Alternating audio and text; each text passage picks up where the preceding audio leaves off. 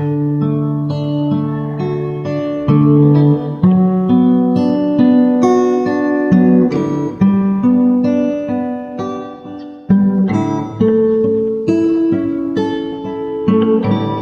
กันมาดังดน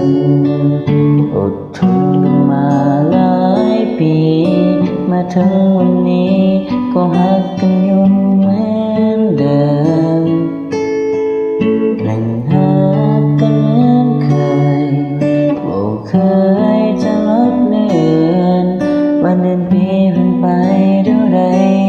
ก็ยังหักเจ้าคนเดียวมาถึงวันหนึ่งเกิดความบ่เข้าใจกัน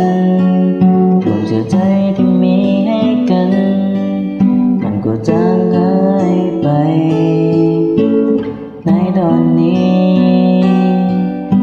ทุกอย่างที่มีก็พังสลายมันล้มกายเป็นอดีตไปหมดแล้วสามมือดีสี่มือก็ผิดไปเหตุจังใดและสองเฮาความสัมพันธ์ยังบ่เหมือนเก่าบ่มีเจ้าบ่มีคำว่าเฮามันก็หมดแล้ว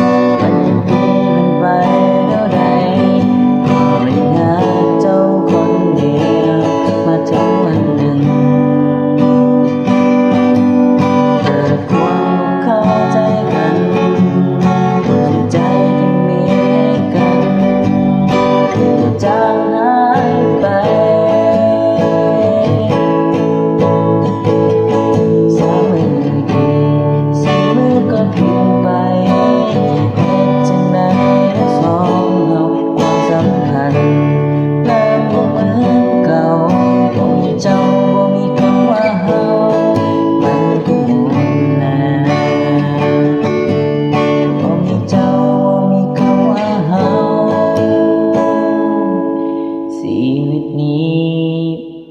มันก็จบแล้ว